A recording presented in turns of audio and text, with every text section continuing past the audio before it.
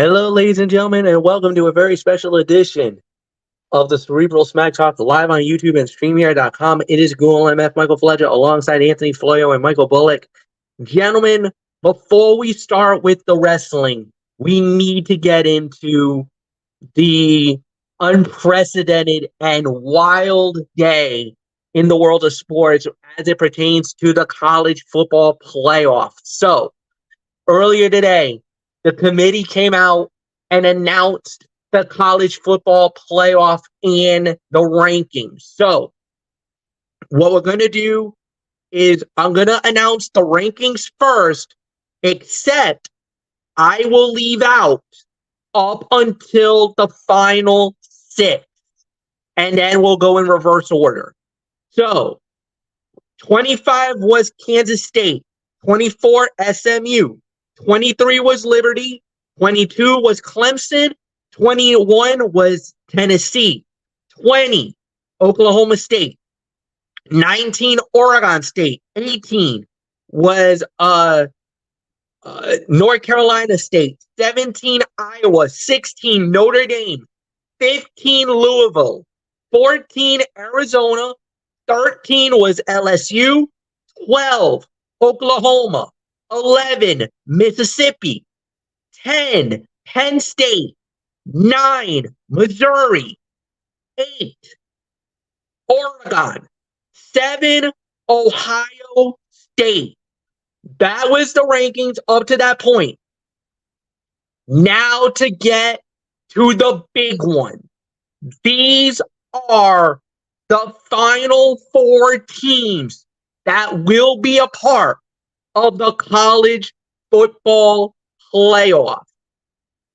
Number one, Michael Bullock, celebrate, my friend, the Michigan Wolverines, winners of the Big Ten, undefeated at 13-0, will be the number one overall going into the playoff. The number two will be the Washington Huskies, winners of the Pac-12, also undefeated at 13-0. The number three team in the college football playoff will be the Texas Longhorns, 12-1 in the regular season, winners of the Big 12 championship. That means it was only three teams left with one spot. Those three were Florida State, Alabama, and Georgia. Number 6 went to Georgia. That meant either Bama or Florida State was going to get the number 4 spot. The number 4 team is Alabama. The Alabama Crimson Tide, 12-1 in the regular season, winners of the SEC championship, leaving Florida State, who was 13-0, winners of the Atlantic Coast Conference tournament final, to be left at number 5. Now, this triggered a massive uproar. Some agreed with the Final Four, but many were furious that how on earth can you leave out Florida State? Why? Because their starting quarterback got hurt, and that's the excuse that you had? Basically, Florida State went out. And they came out guns blazing, setting a stage that is, oh my goodness, that's all I can say about that. It was an emphatic rebuke of the playoff committee and a major rebuke of college football as a whole. Basically claiming, now this is them, not us, claiming that basically you just negated the greatest situation in college sports and that you basically made the regular season render useless, a la the NBA. That's what Florida State's stance was. So, all right, let's get into the big ones. So, the college football playoff was announced, but here is the full New Year's Six lineup. It will all begin on Friday night, December 29th at 8 p.m., the Goodyear Cotton Bowl, as it will be number 9, Missouri from the SEC to take on the Big Ten, number 7, the Ohio State Buckeyes. That's going to be a great matchup. Then we shift gears and we go to Saturday, December 30th, as it will be the Chick-fil-A Peach Bowl from Atlanta, Georgia. And this one will be on ESPN at high noon, as it will be from the SEC, the Ole Miss Running Rebels, and they are going to be going up against the Big Ten's Penn State Nittany Lions. That game will be at 12 o'clock on ESPN from the Mercedes-Benz Stadium in Atlanta, GA. Then, Anthony Floyo's favorite bowl in all of the college football calendar, the Capital One Orange Bowl, that will be played at the Hard Rock Stadium in Miami, Florida, as it will be a kickoff at 4 p.m., as this game will be held, obviously, on ESPN. And this one will be the most highly anticipated matchup other than the Final Four. It will be from the SEC, the two-time reigning, defending, undisputed college football playoff national champions, the Meta Georgia Bulldogs, and they will go up against the winners of the ACC and undefeated Florida State Seminoles. That will be the game. Then what will happen on Sunday?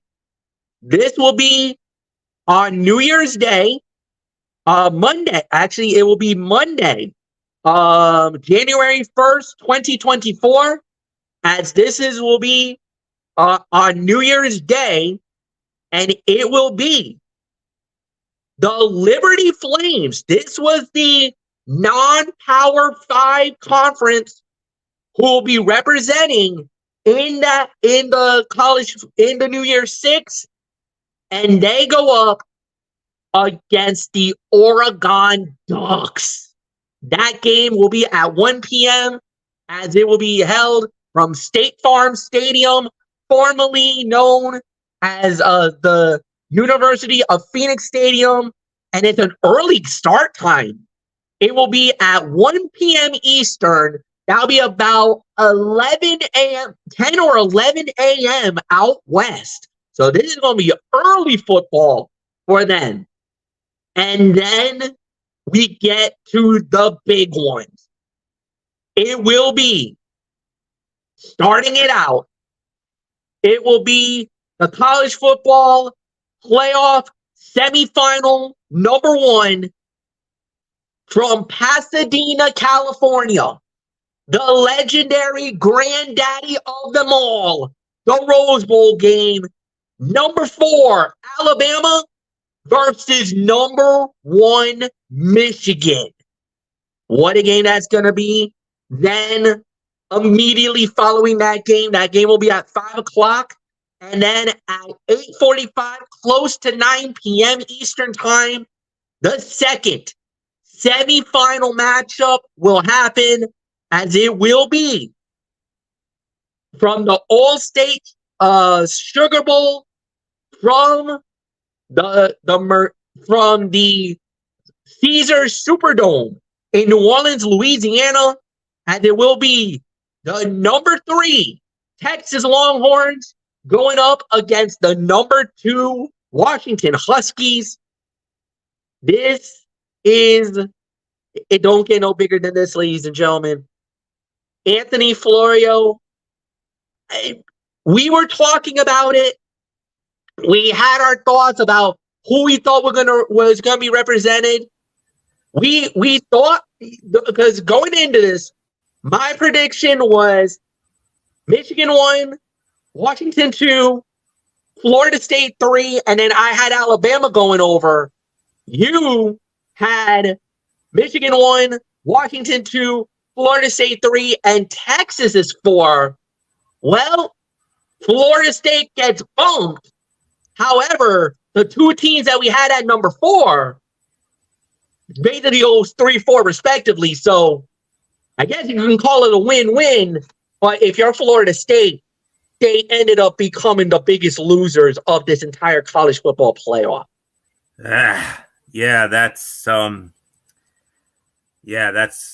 you got to feel for those young men. I mean, they're all flipping mad. They have every right to be. We all knew that's how it was going to be going into this whole thing. And, you know, we had that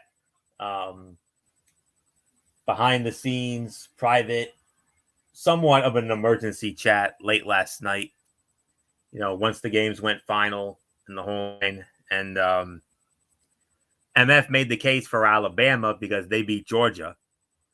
I made the case for Texas because Texas beat Alabama. So that head-to-head weighed very heavily on me.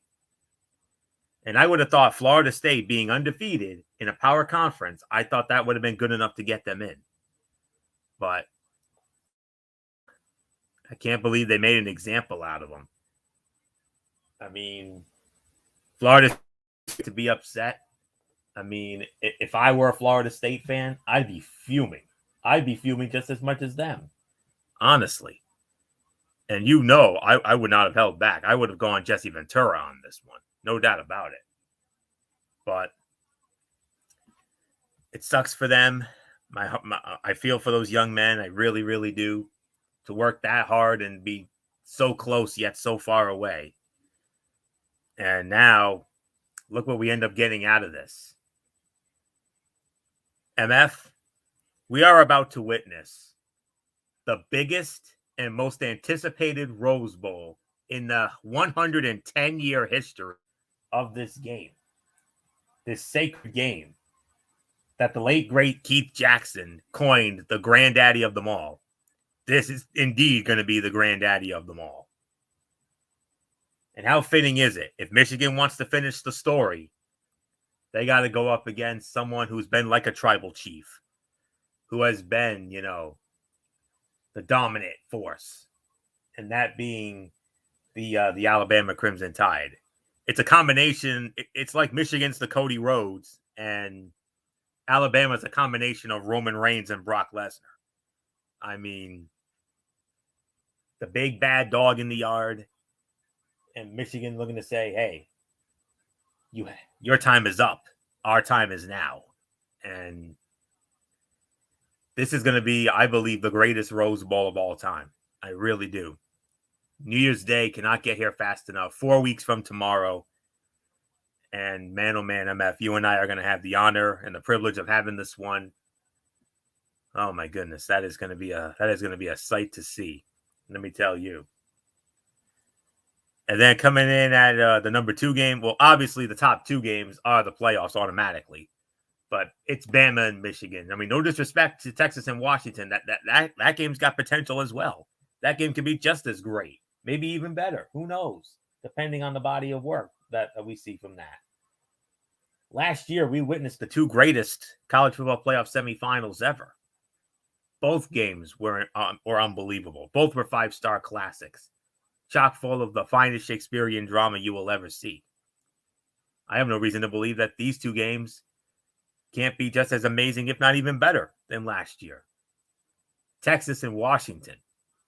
That's going to be fun. And then coming in at number 3, obviously the Orange Bowl matchup, Georgia and Florida State. The two teams that got snubbed out. MF, you said it, an unofficial home game for Florida State because it's in Miami. Going to be a great one there. And then I have coming in at number 4 the Cotton Bowl with Missouri and Ohio State. Another David versus Goliath type matchup here. Big bad Ohio State with all their history, and now Missouri. This is going to be the biggest game in the history of Missouri football right here. Missouri has a chance. They win this game, it'll be their way of saying, we're here. You now have a reason to take us seriously. Big opportunity for Mizzou going up against Ohio State. That is going to be a very fun game for. Coming, and then at number 5, I have the Peach Bowl matchup. Ole Miss going up against Penn State. Somewhat of a David Goliath almost. I mean, Penn State, all their legendary success, mainly because of Joe Paterno and that legacy. Former national champions in their own right. Penn State. Ole Miss, another team that came out of nowhere. Say what you want about Lane Kiffin, but this year, I gotta admit, this was Lane Kiffin's personal best coaching job that he's ever done. It is the most successful season he has ever had as a head coach, whether it be in college or in the NFL. And I know he's gotten a lot of flack over the years, and rightfully so, but like him or not, this was his personal best coaching job. And now he has a chance to pull off one of their biggest wins in the history of their program, going up against another legendary program in Penn State. And then rounding out at number 6, the Liberty Flames going up against the Oregon Ducks. MF, you said you didn't like this matchup for Liberty. You think this could be a 14 to 17 point win for Oregon, and we could certainly make the argument for that, no question about it. But we've seen it. We've seen it time and time again in these bowl games. The David / underdog going up against the big bad Goliath and the heavy favorite and knocked them off. Boise, Oklahoma, anyone in that legendary Fiesta Bowl? Or how about just last year, Tulane? Tulane beat USC. So if Boise can beat Oklahoma and Tulane can beat USC, I don't see any reason how you can't say Liberty has no chance against Oregon. We've seen this before. Biggest game in the history of Liberty football. Can they knock off a national power in the Oregon Ducks? Only time will tell. We'll go a little more into detail, obviously, when we preview these games later this month. I do believe that will be part of our year-end, our TXN Sports World year-end review show near the end of this month. So we'll have the date and the time of that to be determined. But it's going to be sometime after Christmas and just before the New Year's. But probably within the next 3 weeks or so, somewhere in that neighborhood. But all I do know is I'm very excited about the matchups. My heart aches for Florida State. They really should be in. But, that SEC biased and, of course, the committee. The thing is with Florida State, it was strength of schedule. Their strength of schedule, I believe, was 55th. Not going to get it done. I think Alabama had a top 5 strength of schedule or top 3, somewhere in that neighborhood. But I know it was a lot better than Florida State's. And of course, like I said, Texas deserves. I mean, Michigan and Washington, obviously, because they were undefeated and based on the way they were ranked. Michigan dominating Iowa in the Big Ten championship last night, shutout victory, and Washington winning that 5-star Pac-12 title game Friday night against Oregon, and big win for them. But it sucks for Florida State. My heart breaks for those young men. It really does. But obviously, Florida State didn't do enough in the eyes of the committee. Texas beat Alabama. That's why Texas is there. Yes, they did lose to Oklahoma, but who cares? And Alabama, the only reason they got there, they beat Georgia, and of course, the SEC loves the committee loves the SEC, obviously, and it would have been unfathomable to leave the SEC, the college football playoff here. What a way to close out the 4-team era. And next year, nothing to worry about, because, I mean, if this was next year right now, we wouldn't even be having this discussion right now. Florida State easily would be in. Georgia would easily be in. Ohio State would easily be in. Oregon would easily be in. And so on and so forth. Ole Miss would have been in. Penn State would have been in. You get the gist. So, but nonetheless, I'm very excited about these matchups. But the one that I'm obviously looking the most forward to, I mean, I'm looking forward to all of them, don't get me wrong, but the one I'm looking most forward to, obviously, the most anticipated Rose Bowl in the 110-year history of that prestigious matchup. Alabama and Michigan in front of those 100,000 plus screaming fans in Pasadena on New Year's Day. Get us there now. Let's go. It's going to be awesome. So not much more to say on this. Michael Bullock, come on in. You got the matchups. We know the matchups. Yeah, obviously your heart aches for Florida State, but no Jordan Travis. 1, 2. Not such a good strength of schedule, but nonetheless, Texas and Washington in New Orleans, and then you got Bama and Michigan in the most anticipated Rose Bowl game ever. Wow. Yeah, I mean, when it comes to the college football playoff, we knew that Michigan and Washington were locks. But the bottom two, we were wondering who was it going to be, because before this, we were like thinking one school was going to be happy, the other is going to feel like we got screwed. Texas got in there, but then when they announced Alabama, you could just see the watch party for Florida State. They were disappointed, and man, they were really not happy. And I don't know if you saw you saw it in our TXN Sports World in the links that Anthony Florio sent, and all I mean, of the ACC, he sent out a scathing statement, basically lambasting the college football playoff and its committee. This is what he said. This is Commissioner Jim Phillips, and I quote, "It's unfathomable that Florida State, an undefeated Power 5 conference champion, was left out of the college football playoff. Their exclusion calls into question the selection process and whether the committee's own guidelines were followed, including the significant importance of being an undefeated Power 5 conference champion. My heart breaks for the talented FSU student athletes and coaches and their passionate and loyal fans. Florida State deserved better. College football deserved better." I mean, he did not hold back on this one. I mean, this was, I don't mind. I mean, but here's the thing, and I know I'm probably going to piss off some people here, but this is my opinion and my opinion only. I think the committee got this one right, because the thing is, and like you guys have said, and even the chairman of the College Football Playoff Committee, Boo Kerrigan, said that because of the Jordan Travis injury, they're a different team.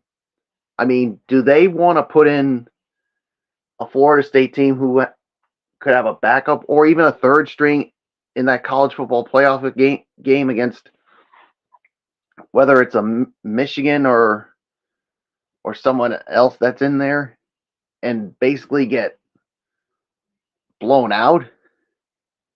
I don't think the committee wants to see that. I mean, and like you said, the strength of schedule, it did not benefit the Florida State Seminoles. And the other thing I found out too, 6 of their wins this season, I mean, were against teams and that they should have won by more than just 2 points. I think those things probably hurt them too. I mean, look, I know there are probably going to be some Florida State fans who probably would listen to this and probably is going to call me out on it and saying, "Oh, you're an SEC bias guy." No, I'm not an SEC bias guy. I just think the 4 best teams are in there. And the thing is, Texas and Alabama had statements yesterday. What Texas did in the Big 12 title game and Alabama, they beat the reigning defending two-time national champion Georgia Bulldogs. And it's because of that, that's why they got in. Florida State, I mean, they didn't have yes, they got wins, but some of them were not impressive. And the offense was basically struggling in some of those games. I mean, it's like I said, I know there's going to be a lot of disagreements here, but that's just my personal opinion on it. But Michigan and Alabama, I cannot wait for that one. That's going to be a really good one in the Rose Bowl, the granddaddy of them all. I mean, I cannot wait to see. And of course, for Michigan, this is a third opportunity for them. And as Cody Rhodes would say, Michigan needs to finish the story. Last 2 times they've been in the college football playoff, it did not end well for them in the semifinal.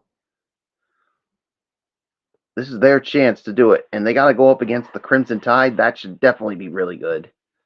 Texas and Washington should be a good one too, and then you got the rest of the New Year's Six slate. Man, Liberty is...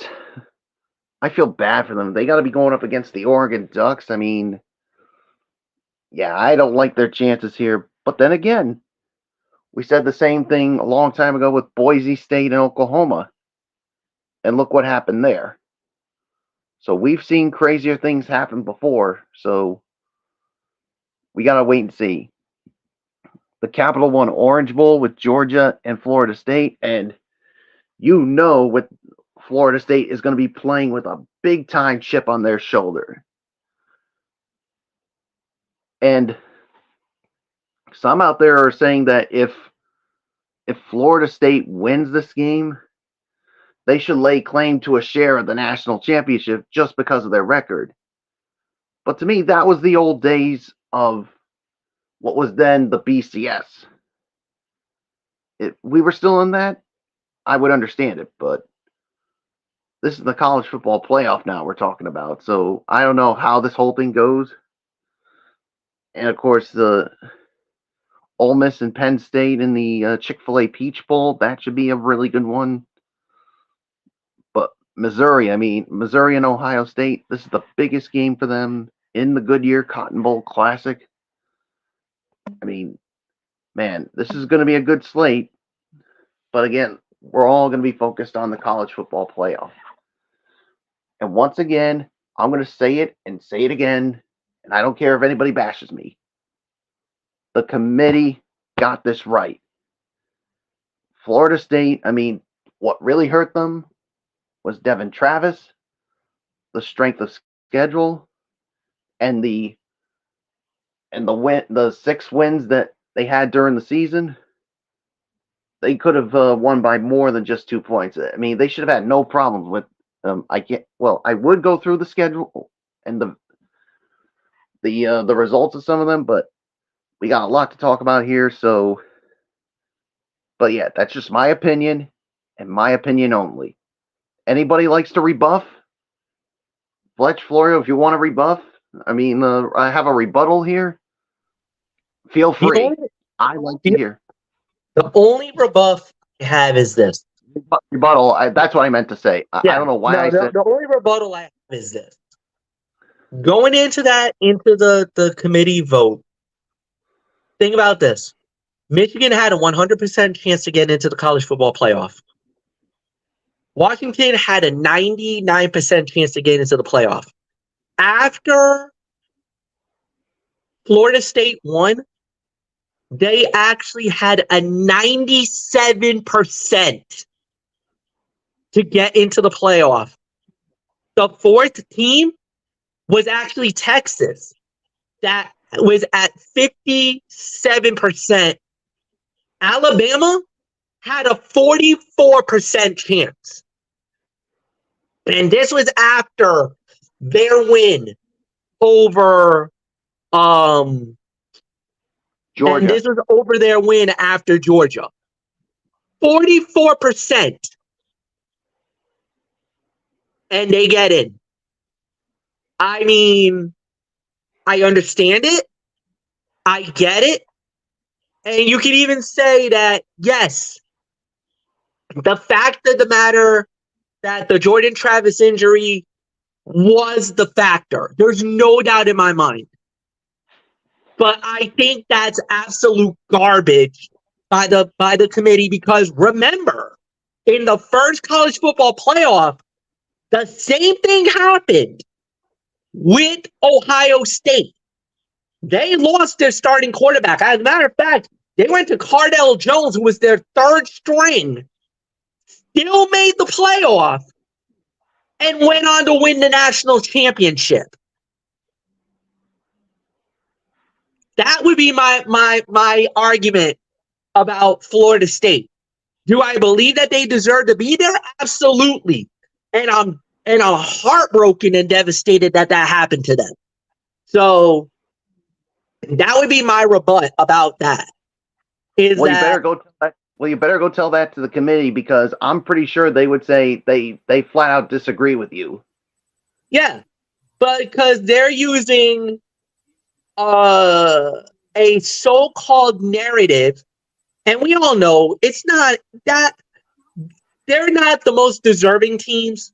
They're not the four best that's at the end, because the reason why we got this, I'm going to say it. It's all about the dollars. It's all about the money. It's all about the trying to give the maximum ratings to ESPN. Now, that's a discussion for another day. Because, God forbid, ESPN cannot have any clunkers in their thing. A la what they just did with Monday Night Football by flexing one of their games. So we could leave that for another discussion. And that's the thing. I mean, what if they had their backup and their third stringer?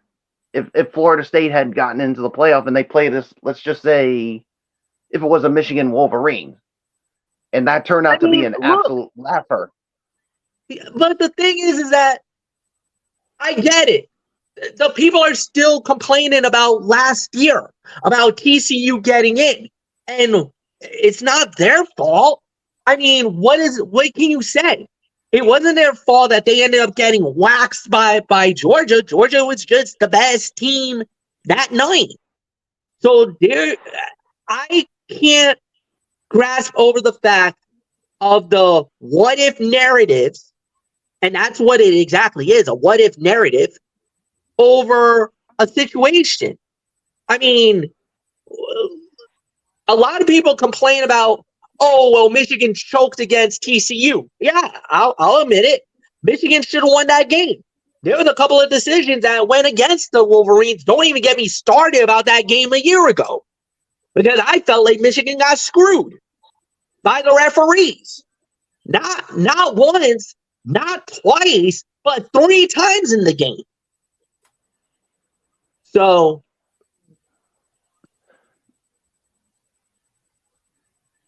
yeah, that's the that's the thing. I mean, it's the what if. What if Jordan Travis didn't get hurt? I'm going to say it right now. we wouldn't be having this discussion.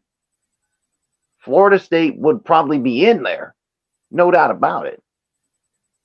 But the committee, for some reason, they saw like, oh, the last few games they haven't been the same team with their backup or even their third string quarterback, and it's because of that we're going to leave them out of there.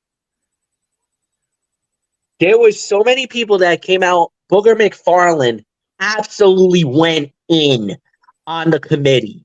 Like, absolutely, like, he went on full attack mode on the committee and basically called it a sham, called it a joke. So, and let me tell you, he's not the only one that's saying the same thing about it. So we'll wait and see, but yeah, there's a lot to decipher, and we'll definitely get into it down the line. So, well, what are you trying to say, Booger McFarland? Are you saying just get rid of the whole damn college football playoff system because it's a sham? I think he believes that the top four teams are not the top four. He believes that Florida State deserves to be there. They're undefeated. They're a conference champion. They won one of the hardest divisions, and what, a 12-1 SEC champion goes through where you leave an undefeated left behind? I think Booger McFarland has every right to be upset. And here's the thing. What he was saying is absolutely correct. Alabama, they beat the reigning defending 2-time. Let me get this straight. 2-time national champion Maine and Georgia Bulldogs, who haven't lost in I don't know how long. 2 years. That should not matter because of the fact that Florida State beat LSU, who was number 5 in the nation at the time when this whole thing started. They had the schedule. They had the teams. They beat Clemson. They beat Miami.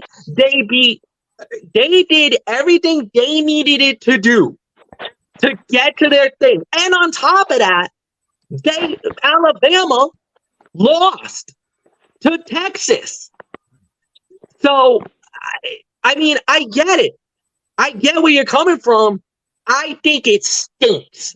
That's the real thing. Is that basically, he's basically saying, oh, what you do, your scheduling, everything that you've done up to this point is now irrelevant because this committee is going to put the 4 teams that is, that's going to get in there where a team undefeated and they get left out. So I get where Booger McFarland is coming from, and he's got every right to be upset, just like every Florida State fan is upset tonight. I mean, I am not going to say something that's not wrong here. I mean, do I believe that the committee did something dirty? Absolutely. I'm not gonna say that this was the most. If you're talking about the best 4, that's not the best 4. I'm sorry. The best 4 that's at the end is one team got left out. One team, deservingly so, got left out. Now, as far as this split national championship goes, and the theory about a split national championship, the coaches poll cannot do that. The coaches poll is basically the coaches, the universities, they will not be allowed to say anything about this. They're going to be locked in step. They will be the company that will say whoever wins the college football playoff will be number 1. As far as the Associated Press goes, the AP, now that's a different ball game. That's a totally different ball game. Because remember, when they started the BCS was because one poll put Michigan as the national champion, and the other poll, which I believe the AP did this, put Nebraska at number 1. The coaches Some people are Michigan calling it the BSCS. Agreed. Huh? As some people are calling it, the BSCS. Agreed. Yeah. Because So- that's what they thought of this whole BCS thing. That they thought it was BS. Yeah. And one analyst went as far as say, if Florida State beats Georgia in the Orange Bowl, then Florida State should get a share of the national championship. No, that's where the not going to AP happen. could do that. The AP could absolutely do that. They could say, screw the narrative. We're going to vote for Florida State as our national champion. There ain't nothing that the committee can do about that. There isn't. There isn't. So the AP poll just has as much pull as any other organization out there. So if the AP poll decides that Florida State is the rightful national champion, then you cannot make any argument about it. We'll see.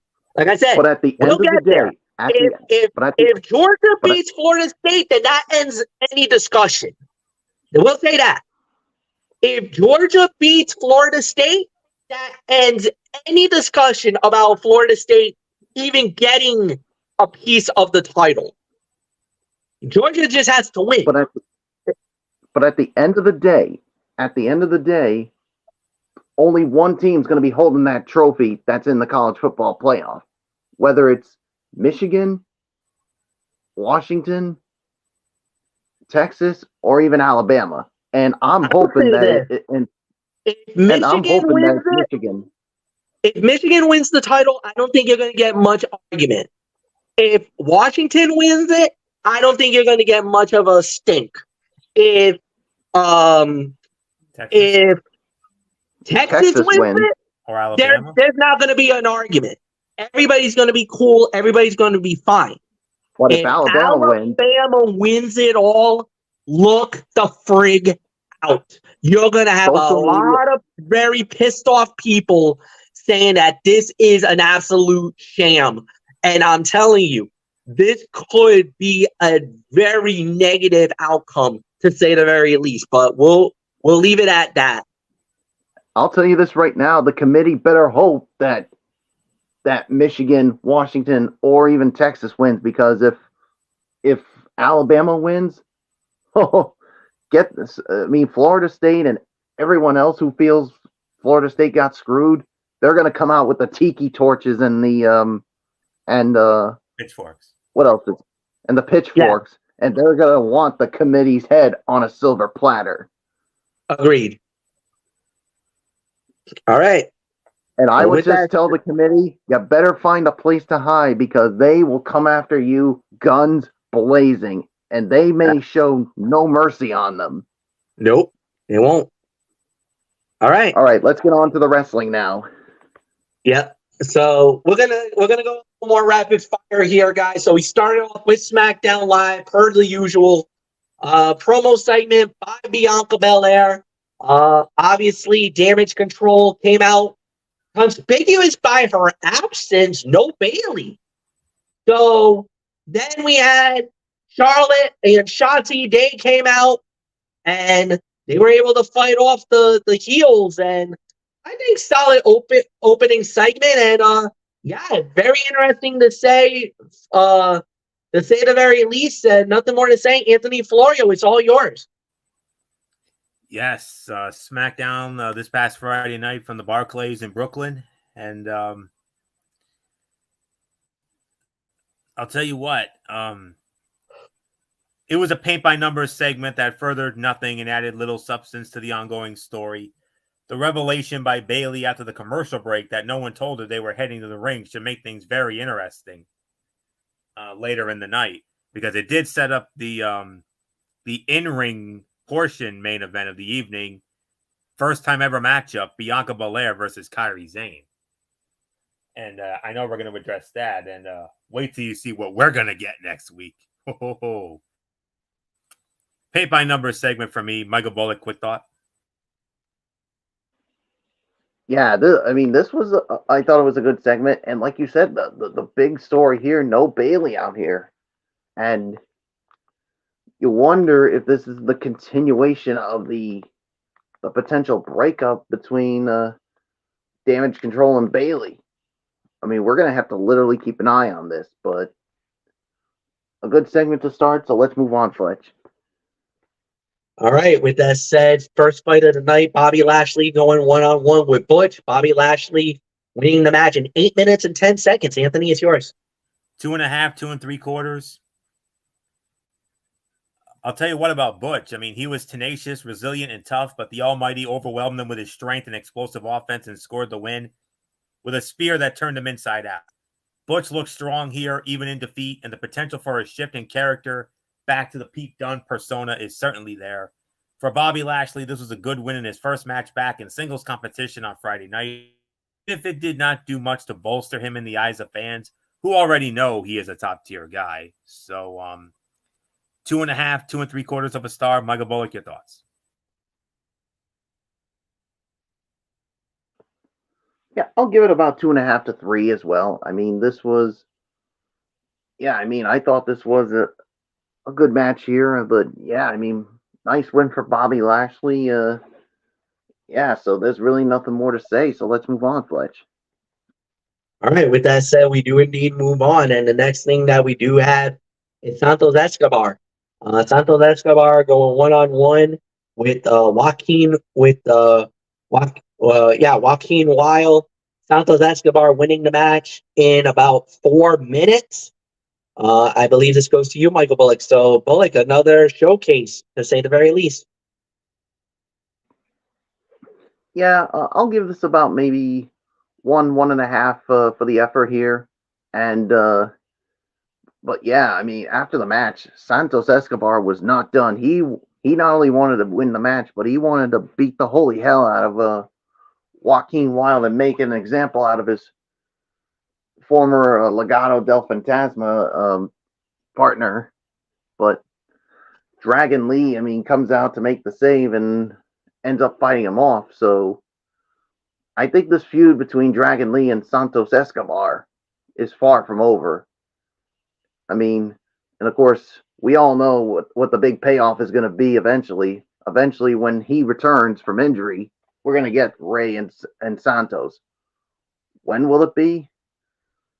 I really don't know, but it's yours, Fletch. Yeah, we're gonna have to wait and see, but so far so good with this heel persona of Santos Escobar. Yeah, I thought they did a really good job with this, so there's really nothing more to say. You can say a couple stars, and Anthony, it's yours. 2-star match. It was a competitive match, highlighted Escobar's budding star and Wild's undervalued skill set. Ultimately, Escobar scored the win with his Phantom Driver, but a post-match attack gave way to Dragon Lee making the save and sending the heel scurrying into the back. This was a solid way to continue to showcase Escobar as he develops into one of the more despised competitors on SmackDown and a way to keep the feud with Dragon Lee alive. The most dynamic segment based on what we have seen was it the most dynamic segment based on what we have seen out of Escobar in recent weeks? No, but it was effective nonetheless. So I'm just going to leave it at that. 2 stars and move on.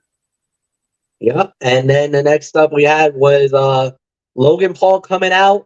And Nick Aldis made a major announcement saying that there's going to be a tournament coming up that's going to determine the next contender for the United States Heavyweight Championship. And in that tournament, we are going to have, that's going to actually start next week from Providence. So this is going to be part of tribute to the troops. We are going to have, now in no particular order, Santos Escobar, Dragon Lee, Karrion Kross, Bobby Lashley, Grayson Waller, Austin Theory, Kevin Owens, and a NXT participant, but they have not revealed who that person will be. So obviously Kevin Owens came out, cut in a promo himself. I thought they did a pretty good job with this. I thought this was pretty solid. Then we had Owens versus Grayson Waller one-on-one, and Kevin Owens won the match in 10 minutes and 50 seconds. So, yeah, solid match, good battle. I would say about 2.5, close to 3. but it was an all right fight. So, Anthony, it's yours. All right. I'll tell you what about Kevin Owens. I'll get into that in a minute because there is something that needs to be addressed about that. If you watch Logan Paul a year ago, then what he did on Friday night, you see one megastar in two different stages of comfort. He is far more comfortable at this point and knows who he is. He is great on the mic, is the most natural rookie in years, and can elevate the United States Heavyweight Championship. Kevin Owens was great here, going toe-to-toe with Logan Paul on the mic and popping the crowd. Good stuff from all involved. And as far as the match is concerned, a solid match here. It was about a 3.25 star match. No question about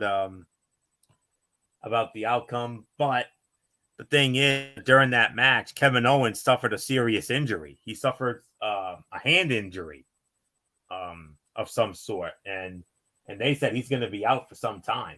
So he's basically going to have to be replaced in that tournament. And I'll tell you what, I think he was going to be the odd. I wouldn't have been surprised if he was going to win that thing, because he was one of the heavy favorites, if not the favorite, to walk out of that thing. But with the injury, he's out now. What does WWE do now? But thankfully, we won't have to worry about that come Friday night when we go to the Amp in Providence, because oh my goodness, look what we got coming up. Santos Escobar versus Dragon Lee in a return match from Survivor Series. And then you throw in a Be a Man fight with Karrion Kross and Bobby Lashley. Wow, that is something. And we have breaking news: the Green Bay Packers have just upset the Kansas City Chiefs, gentlemen. How about that? Green Bay has just beaten Kansas City. Wow! For the first time, the Kansas City Chiefs lose a game with Taylor Swift in the stands. How about that? Yeah. And she ain't no good luck charm anymore. And not only that, but Green Bay had a good luck charm of their own. Simone Biles. The lovely Simone Biles. Yeah. Was in the house. Yeah. But either way, that's a statement win for the Green Bay Packers. First Detroit on Thanksgiving, and now this.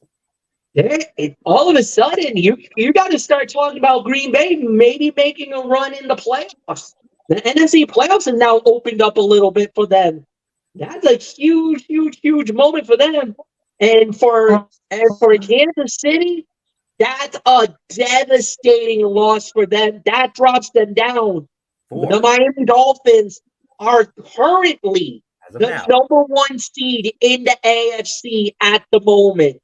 Kansas City would have if Kansas City would have won, they would have gone right back to number one. Now they are out of the number one conversation for the moment.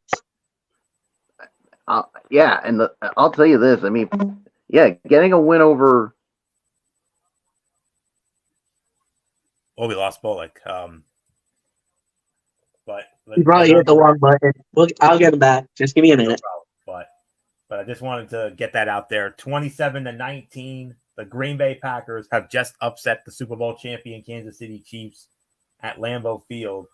And for the first time since Taylor Swift started going to their games, the Chiefs actually lost. Yeah. She ain't no good luck charm anymore. At least she wasn't a good luck charm on this night. Simone Biles, the Golden Girl, she was the real good luck charm tonight. So for her husband, Jonathan Owens, who had that huge game against Detroit on Thanksgiving. So what a moment. What a win for Green Bay at Lambeau, beating the Super Bowl champs on a primetime stage. Wow, what a moment. And makes the game a lot more interesting next week now, doesn't it? Oh, yeah. Absolutely. Yeah. So that definitely will give Buffalo some confidence going into next week. No question about that. So that's almost an unofficial win for Buffalo almost. So we'll take it. So Kansas City's going to drop down to 4 now. Well, that's only if Jacksonville loses, then Kansas City's got the tiebreaker over Jacksonville because Kansas Yeah. City beat Jacksonville head to head. But if wins, then Kansas City drops down to 4. KC drops to 4, and I believe Jacksonville would end up taking that number 1 spot because I think they have the better conference record, or something like that. But nonetheless, what a moment for the Green Bay Packers there. I thought Bullock would have been back by now, but Yeah, he's back now. I got him. You got him. Okay. All right.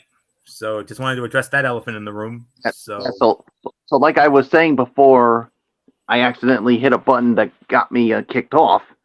I mean, beating the Detroit Lions on Thanksgiving, that's one thing, but you defeat the defending Super Bowl champions, man, that is making back-to-back statements in 2 weeks. And they get an easy opponent next week. Now they got the Giants next. Yeah, and here we were weeks ago, and we're like, oh, the Green Bay's going nowhere this year. And now, all of a sudden, I think it's time we take them seriously. They may be the hottest. They're one of the hottest teams, if not the hottest team right now. And if they make the playoffs, I don't care who you are, you don't want to see these guys. You don't. And can you imagine, like, if you're especially the guy who used to quarterback the team, Aaron Rodgers, he's sitting at home right now, and he's watching his former team maybe could be in the playoffs, while the team he's on right now, and of course he's still rehabbing, maybe not even making the playoffs. Go figure. Oh, how the mighty have fallen. So that's the breaking news that we needed to address. So with that, let's get back to in the order words of Jesse the Body Ventura, let's get wrestling. All right, so let's get back into it. This was a big matchup, guys, as it was going to be Bianca Belair versus Kairi Sane, and it was Bianca Belair winning the matchup in 10 minutes and 25 seconds. I believe this goes to Anthony Florio. So, Florio, it is all yours. What was that time again? 10:25. Okay. All right. As far as this is concerned, Bayley can have a whole Friday interfering late in Kairi Sane's match with Bianca Belair and inadvertently distracting her long enough for the EST to recover and score the win. It was hardly the first time that Belair and Sane did battle, having competed against each other in the inaugural Mae Young Classic, and they demonstrated some solid in-ring chemistry. Unfortunately, the match was hampered by an ill-timed commercial break that meant the majority of the bout occurred during it. Still, the story development with Bayley costing her teammate the win will be hugely significant moving forward, with the end game ultimately being the demise of Bayley's role as leader of Damage Control. And we're going to have another chapter to this story added to this story. Friday night in Providence, another chapter will be added to one of the greatest women's rivalries of all time. And we're going to get to see this one, guys. Charlotte Flair versus Asuka one more time. Yeah, let's go. We're there for it. So can't wait to see that Friday night. So up close and personal, if you know what I mean. So I'm gonna give this about another 3 to 3.25 stars for the effort here. So not much more to say. Michael Bullock, Bayley screwed the pooch on this one, and two things for Bayley. Number one, Bayley's forming some bad habits, and number two, she's knocking on trouble's door. Yeah, and she's walking a fine line here, because remember what Io Sky said right before the match. She told Bayley to stay in the back, and I'm telling you right now, Io Sky's probably not too happy about it. And I think we're going to continue to see more and more that.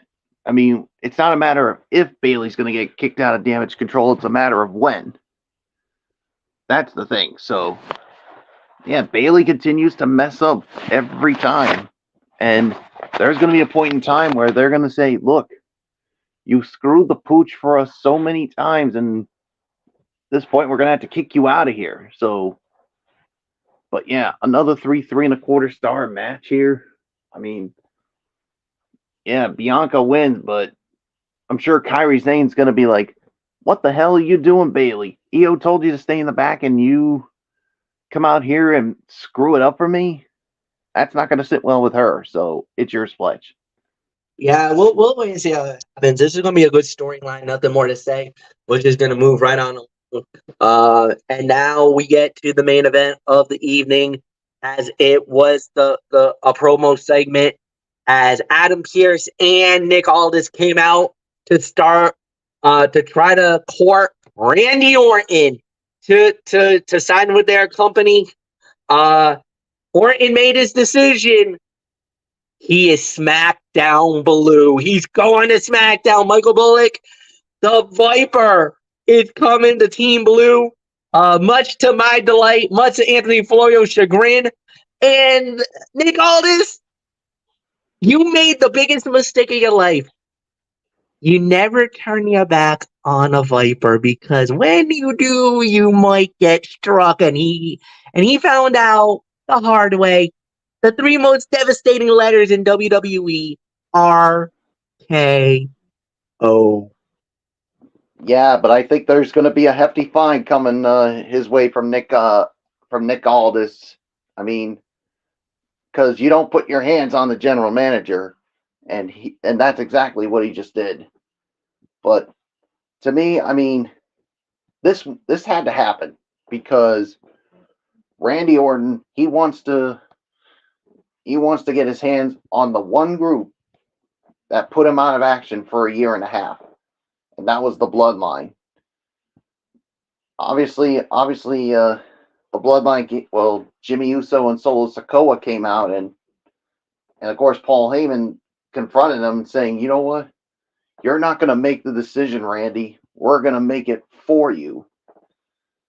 And obviously, they convinced him, and obviously, that's what made him decide to go to SmackDown. Even though I thought that this was going to happen, because eventually he's going to have to go through Jimmy Uso and then Solo Sikoa before he gets to the one guy that he wants.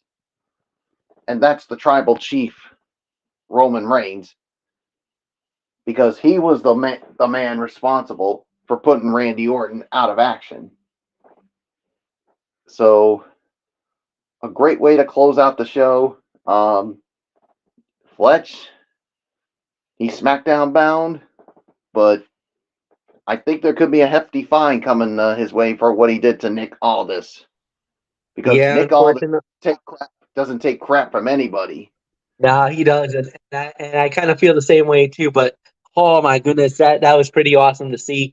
Yeah, solid close to the show. Could have been better in certain areas, but it was cookie cutter, it was standard, but Randy Orton doing what he does best. That's all I can say. And now we possibly get to see him in Providence next week. I'm so pumped up.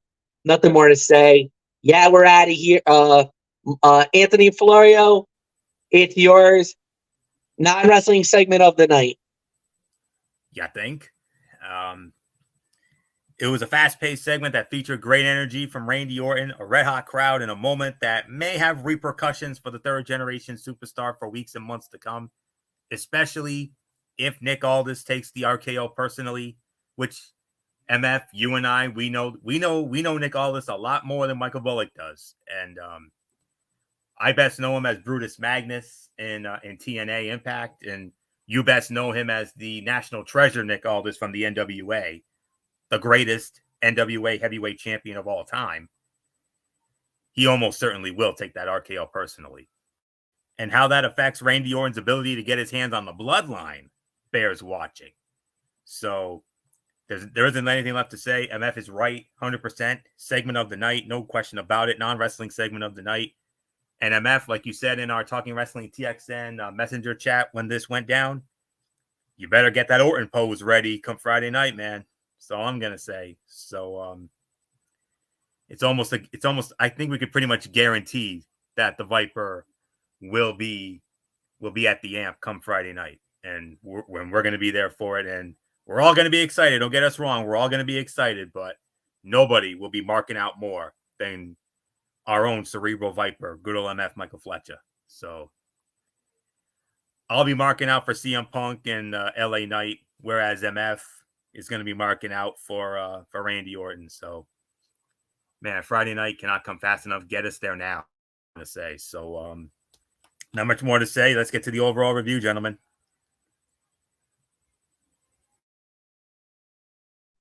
All right. Let's do it. Look, okay show. I'd probably say about 7. Could have been better in certain areas. I'm not gonna say anything more than that. So, Anthony Florio, I give it to you. 7.5 for me. The fallout from Survivor Series was felt all over this show, which featured high-profile developments such as Randy Orton signing with Smackdown, Bayley falling further out of favor with Damage Control, and Logan Paul's announcement of the United States Heavyweight Championship #1 Contenders Tournament. While there may not have been the excitement on the heels of CM Punk's return at Survivor Series that Raw had, it steadily focused on stories and stars that will play a big role in the coming weeks and months. It was a better follow-up show than what we got last Monday night, if nothing else. So 7 to 7.5 for me. Next week, you know it. Bobby Lashley versus Karrion Kross. And you also have the other tournament matchup with Dragon Lee and Santos Escobar, the return match from Survivor Series. And then, of course, the latest chapter in one of the greatest women's rivalries of all time, Charlotte Flair one-on-one with Asuka. But, of course, the main selling point of this upcoming Friday show at the Amica Mutual Pavilion in Providence, it'll be the first time in 3,608 days that the best in the world, Philip Jack Brooks, CM Punk, is coming to Providence, and he's coming to SmackDown Friday night.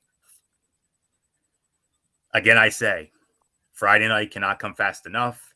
Get us there now. Let's go. 7.5 for me. Bullet taken home, and then we'll get into a rapid fire AEW collision.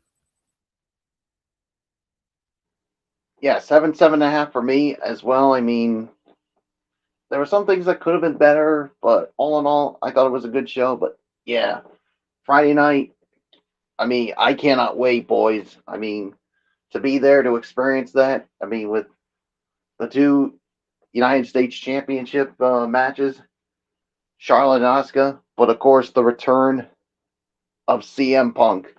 That's the one I think that's going to be the money grabber. So, nothing more to say. Let's quickly get into AEW Collision.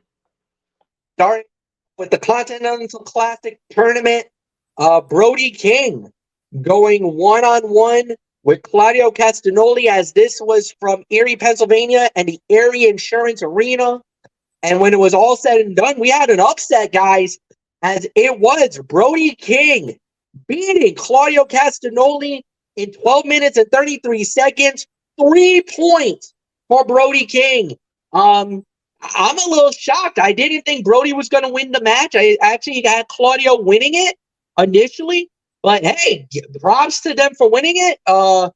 Big victory for him. And yeah, I would say about 2.5 to 3. Anthony, it's yours. What was the time again? 12:30. 12:30? Yes. Okay. Yep. I thought you might have cut out a little bit there. All right. 3.25, 3.5. This was a hard-hitting fight from the moment the bell rang. They weren't going for holds and reversals. The majority of this fight was made up of various strikes. Both men left everything in the ring to deliver a physical performance that neither competitor would soon forget. The more punishment they dished out, the harder it was to predict who would get the W. Brody King was able to score the win to become the first star in the Blue League to up his score to 6 points. This was pure fun from start to finish. I'm actually going to give it 3.5 stars. Second best fight of the night for me. And yes, MF, you're setting up the ammo for me to pull out the classic Jesse Ventura. You want it, you got it. Major upset. I did not think Brody King could take Claudio Castagnoli either. So there you go. 3.5 stars. Michael Bullock. Brody King knocking off Claudio Castagnoli. Major upset. 12.5 minutes. 3.5 stars. Brody King, 6 points in the Blue League.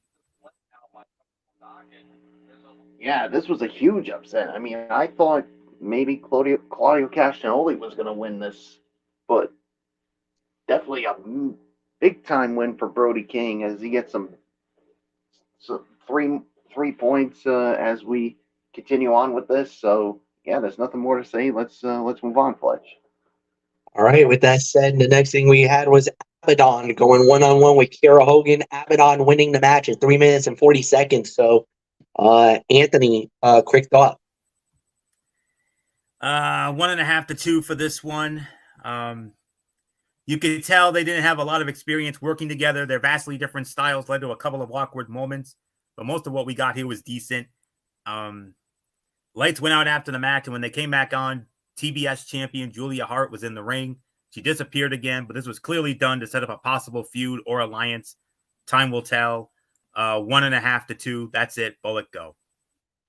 Yeah, 1.5 for me. I mean, it was fine, but definitely short. But what about Abaddon and Julia Hart face to face? And you could tell that Julia Hart was not intimidated by that freaky looking Abaddon. So yeah, this is going to be interesting to see what happens. So it's yours, Fletch. Yeah, solid. About 1.5. There's really nothing more to say here. Next up that we did have on the show was another Continental Classic tournament match, as it was Andrade El Idolo versus Daniel Garcia, and Andrade El Idolo winning the match in 10 minutes and 57 seconds. Michael Bullock, it is yours. 3.5, teetering on 3 3/4. I mean, this to me was another solid match here, and between two guys who could really wrestle here, but definitely the right outcome here with Andrade El Idolo with getting 3 points here. So nothing more to say. It's yours, Fletch. Yes, I think it's a pretty good thing. Really nothing more to add here. 3.5 stars for me. Anthony, go. Yeah, another 3.5, but this was the third best fight of the night. Unlike King and Castagnoli, this fight started off with a standard exchange of holds and counters. These men both pride themselves on being great technicians, so they were trying to out-wrestle each other instead of just throwing punches.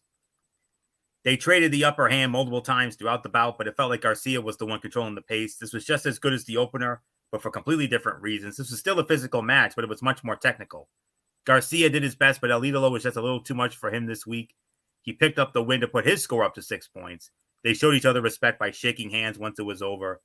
I'm leaning more towards 3.25 to 3.5, but still a great match. Third best fight of the night. So with that, we move on.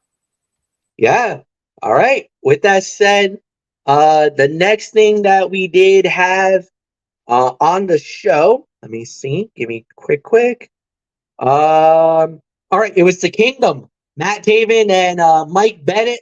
They went up against the Iron Savages. It was the Kingdom winning in 2 minutes and 29 seconds. We don't really need to talk about that. That was kind of a standard fight. Then we had the House of Black, Buddy Matthews and Malachi Black versus Christopher Daniels and Matt Sydal. House of Black winning in 8:41. Another okay battle. I'm not going to say anything. It wasn't anything amazing. It was fine for what it was worth. It was there. I could say about 2.5 stars. Anthony, it's yours. 2.5, 2 3/4. Predictable outcome, honestly, but it was FTR confronted House of Black after the match. Malachi Black tried to recruit them to the house, but FTR didn't look interested. And then Black and Matthews jumped them and pointed out how nobody came to save FTR. Very interesting indeed. So see what that leads to down the line. But for right now, 2.5, 2 3/4 of a star. Not much more to say. Michael Bullock, your thoughts? Yeah, 2.5 stars. I mean, the outcome was never in doubt. I mean, with the House of Black going over here, and yeah, this whole thing between them and FTR, I think is far from over. So nothing more to say. Let's move on, Fletch. All right. With that said, I believe we're getting close to the main event. It was the next match that we had on the fight card. El Hijo de Vecino versus Kip Sabian. El Hijo de Vecino winning the match in 8 minutes and 6 seconds. Anthony, it's yours. 2.5, 2 3/4 again. More of a filler match than anything else, but it was entertaining filler. So it served its purpose and gave the fans in attendance some fun moments. Vikingo is basically a human highlight reel. Sabian came close to getting the win a few times, but the luchador had his number and it hit a 630 to earn the win. He offered Sabian his hand, but his show of sportsmanship was rejected. Another 2.5, 2 3/4 of a star. So, Michael Bullock, your thoughts? Yeah, another 2.5, 2 3/4 star of a match here. I mean, it was another solid match here. So, yeah, there's nothing more to say. It's yours, Fletch. All right. It's time to get into the main event of the evening, as it was Bryan Danielson going one-on-one with Eddie Kingston, Continental Classic Tournament match, and it was Bryan Danielson winning it 16 minutes and 50 seconds. Michael Bullock, it's yours. Hands down, the fight of the night here. 3 3/4 to teetering on 4 on this one. I mean, what a match here. I mean, yeah, I mean, what a win for Bryan Danielson, but man, a loss here for Eddie Kingston. That cannot look good for him. So, yeah, some points there for Bryan Danielson, but all in all, this was indeed the fight of the night. So it's yours, Fletch. Yeah, fight of the night, almost 3.5 stars, 3 3/4, no doubt about it. Did really nothing more to add. This was an amazing matchup, great main event. Danielson getting the 3, massive win for him. Anthony, it's yours. 4 to 4 1/4. This was the fight of the night for me. Both of these men are skilled strikers, but Kingston's size gave him an edge whenever they traded shots, so the American Dragon also tried to rely on his technical ability to out-wrestle the ROH World Champion and the New Japan Strong Champion. Each of the 3 Continental Classic matches we saw on this show last night felt completely different, but all of them were equally entertaining. Castagnoli versus King was a slugfest. Garcia versus El Idolo was a more technical encounter, and this one fell somewhere in the middle. Kingston has already lost once in this tournament, so there was a sense of desperation in his performance. On the other hand, Danielson was trying to keep his eyes safe while dishing out as much damage as possible. Kingston started focusing on Danielson's injured orbital bone during the second half, but the American Dragon kept himself in the fight and hit his Boon Psycho knee for the win. With all due respect, gentlemen, I think you underscored this a little bit. This was at least 4 to 4 1/4 stars on my end. This was indeed the fight of the night. Let's get to the overall review. All right. With that said, I believe it goes. Yeah, I think I lead off on this one. Solid show. I'll probably say about 7.5. Like we said, the Continental Classic was kind of the vehicle for this episode. There was a couple of good other things, but that tournament match was amazing. So nothing more to say. Florio, go. 7.5 to 8 out of 10 for me. From an in-ring standpoint, this might have been one of the top 3 episodes of Collision since the show debuted all the way back in June. Not only did we get 3 outstanding matches in the Continental Classic tournament, but we also got some storyline progression in a few different feuds. Timeless Toni Storm continues to capitalize on every second of TV time. Abaddon, even though she freaks the hell out of me, is finally getting a chance to shine and might be about to enter a storyline with Julia Hart. FTR and House of Black are heading for a big fight, and Miro and his wife finally had a chance to talk for a moment. Even though this show had some filler, everyone did a great job making sure there were no weak segments. 7.5 to 8 out of 10. There's nothing left for me to say except take us home, Bullock. Will do, Florio. 7.5 to 8 for me as well. I mean, this was definitely a good edition of AEW Saturday Collision here. So, yeah, there's nothing more to say except Fletch. Let's call it a night. All right, and we will do this all again tomorrow night with Ridiculously Raw, hosted by Anthony Florio. That will start at 11 p.m. Eastern, immediately following Monday Night Raw, and then we will set the rest of the docket for this week after Raw. So you'll get to know everything that's low and down. We got a lot coming up this week, so we're just going to get on out of here. For Anthony Florio, for Michael Bullock, I'm Michael Fletcher, saying so long, everybody, and we'll see you all tomorrow night.